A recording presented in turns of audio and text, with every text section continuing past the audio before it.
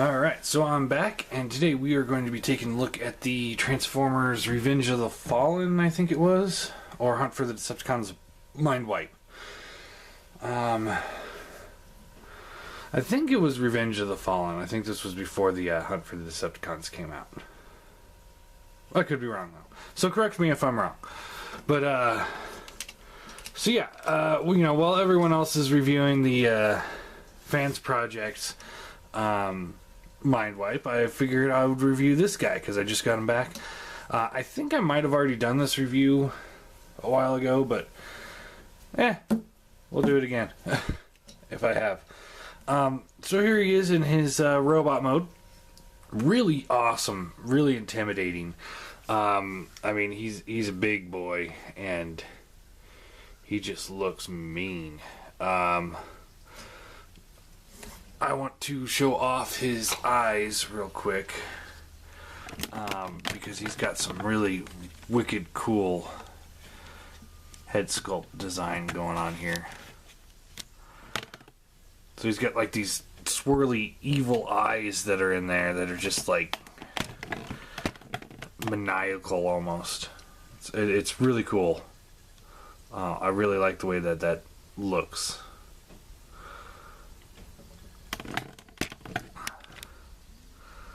And he's got the Decepticon air fleet, or whatever you want to call it. Air squadron logo there. There we go. The Seekers all had too. So, as for accessories, he doesn't really come with any. He does work with another,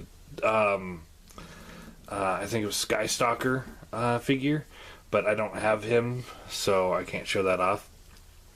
But he does have this thing where if you push this button right here, his little knives will come down, which is kind of cool. It's different. You don't really see him with spring-loaded knives, and it's a gimmick that actually works. So yeah, but that's really all he has for accessories. His head is on a ball joint, so it gets his little side to side, up, down. It's also on a hinge right here, so it gets a good rocking position. Shoulder ratchets up and down, swivels in and out. Bicep swivel, double bend elbows, although this kibble right here is getting in the way of that. And when you have the knife out, you can rotate it a little bit. Waist is on a swivel. Ratchet hips for up and down. Just swivel in and out. Rotator. Bends at the knee. Really good bend at the knee. Foot is on a hinge. Now, I have him actually mistransformed right now, deliberately, because like this, he looks like a regular Transformer. Just a regular old G1. Now, you can make it more Bayverse and pull this down, and then this will bend back, and he has the backwards chicken leg syndrome thing going. But it's cool that you could do either or. I prefer this because it's more like a G1 bot. And I know he doesn't quite look like Mind Wipe, but personally, I prefer this one better than the Fans Project one. Just because I want bigger bots. I really want bigger bots for my headmasters. And Toy World's the better way to go, and I'm hoping that they're going to continue with their line now that they got the Fortress Maximus coming, and the Grand Maximus, which I actually have Grand Maximus on pre-order. I don't know if I want him or not, but, I'll cross that bridge later. So yeah, let's get into transformation. Start up here near the top. First thing you want to do is pull these wings out like so. And you can see that they're spring-loaded, so when you push them back, that tip will roll in, and then when you pull it straight, it just straightens out. Unhook the little knife things and you want to pull them up, or you rotate the hand all the way up and in, and then this will come down like so. Do the same thing over here. So you rotate the hand up and into the panel there so you can't see it anymore, and then this will come all the way down and just kind of slots into place like so. Fold this piece up. It's spring loaded so it won't stay up. But, let's see. Let's start. Pull this tail fin out, and then that will rotate this whole piece out. Open this up. You can rotate the head in there, and then this will just kind of spring down on in place right there. He's not a very difficult transformer. It just gets a little restricted with certain parts. This piece will come back and come back, and you rotate the waist around, fold the legs up, and then they rotate around and then in like that. So that's what you want to do, is just kind of try and rotate things, get them up and out of the way, and then in on themselves. And then this section will just, there's little tabs here and here and here and here, just the whole length of the bottom of the feet, and you just kind of give that a good push, and that's now in place. Rotate the arm around so it's like this. This will just fold up. Try and get these things in,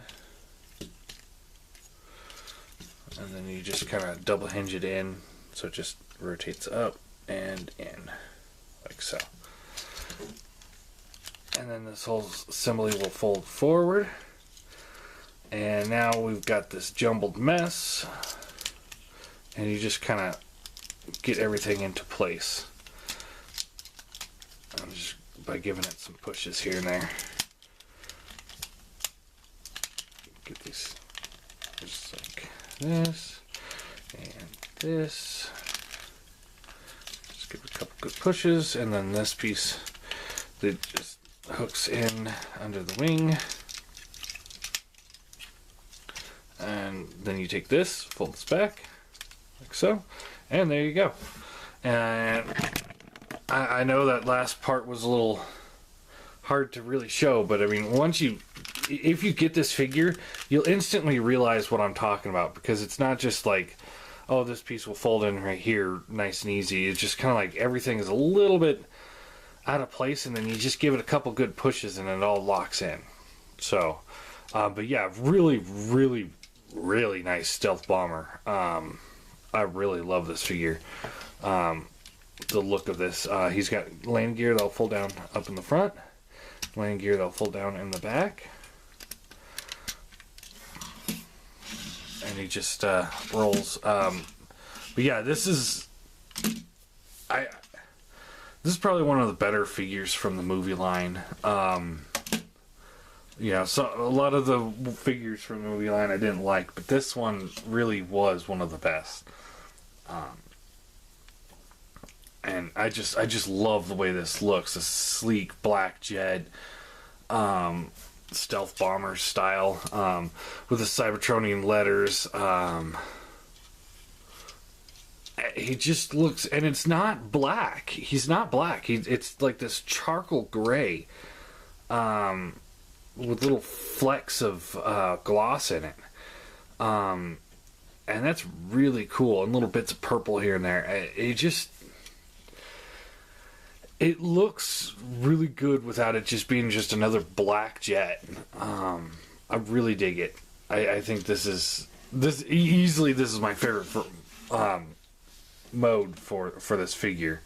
But yeah, this thing is just wicked cool. But yeah, there's really nothing else to show off. It rolls not very well on the smooth surface, but he does roll, and he's a jet. So let's flip him back over to robot mode. So fold up the landing gear. These just fold forward. They're just on a little hinge. There's nothing to them. Fold this piece up and you fold the tail fins in on themselves like so, and then you just kind of start wiggling it and breaking it apart. So flip this whole section up. You can rotate the legs down, flip them around so that they're backwards here. Then you rotate the whole waist around, flip the feet forward,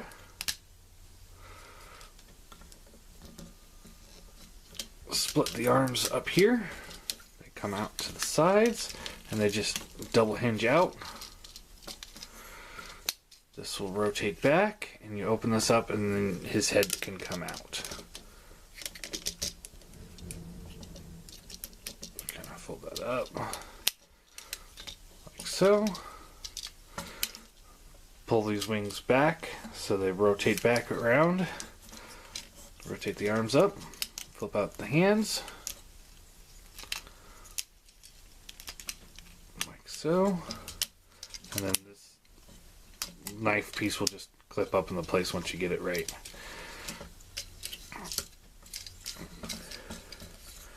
Like I said, he's nowhere near complicated. He's just there's some clearance. I wouldn't call it clearance. It's just things just fit in just right to make it work. For example, like I'm trying to get this piece here, and his hand needs to move down a little bit more, but it doesn't want to move.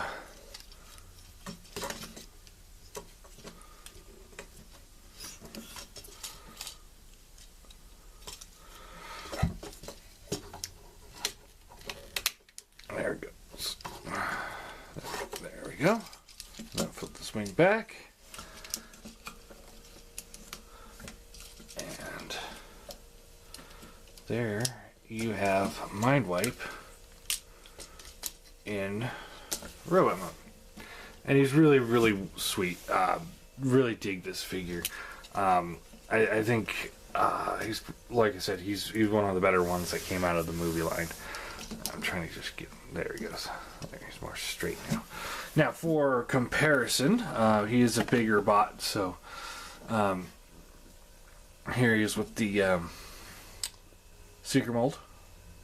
So he's a lot bigger than the Seeker mold. He's about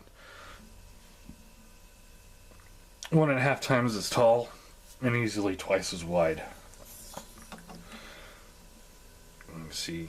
I mean, he's easily twice the size of the classic Seekers. Here he is next to the iGear Seeker. To the head, he's actually, minus the cone. Actually, with the cone, they're the same height. Minus the cone, he's got a little bit of height on him. So he's like I said, he's a big bot. Here he is next to the MP car. And he's easily a full head taller than him. Like head and shoulders almost. I'm still waiting for my other MP cars to come in. And here he is next to the Springer. Again, he's a lot taller. And what I'm going to be displaying him with is going to be this guy, who is the Toy World's Skull Cruncher, whatever they called him. I don't remember. I don't care to remember the names. And he is taller than Skull Cruncher. So that actually works really well, because he's going to be hanging with the Headmasters as my stand-in until somebody can either make one that's this big. I'm sorry, the Fans Project one just looks a little too small and scrawny for me. I like the bigger, chunkier Headmasters. Or until the Head Robots company ever makes the Headmaster that was supposed to come out for this figure. I've been waiting years for it. I keep buying this guy because they announce it, and then I'll sell it because I get bored waiting, but then I'll buy it again. Oh, maybe we'll do it this year. Here he is with the Toy World's Hardhead, who's a little bit taller than him, just a hair. And here he is with the Toy World Brainstorm, who's going to be replaced soon because the Hasbro one looks a lot better. Although I do still really dig this figure because it's an X-Wing. So yeah, I think he's in that same scale as these Toy World Headmasters. So I think he works really well, and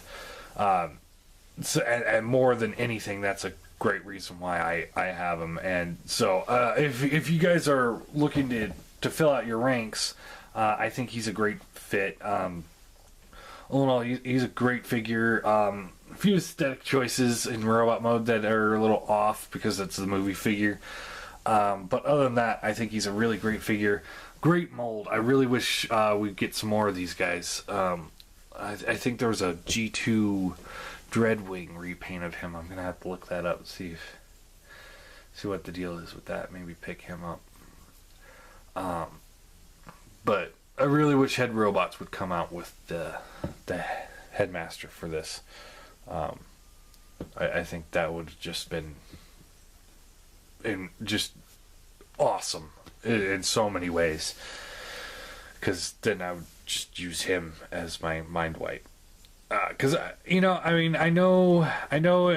he doesn't turn into a bat, but I think this is a great update for this type of character to turn into a stealth bomber. The bat, even though he was a Horicon, I think Horicon, or just the Decepticon Headmasters, him, Skullcruncher, and I think Snapdragon.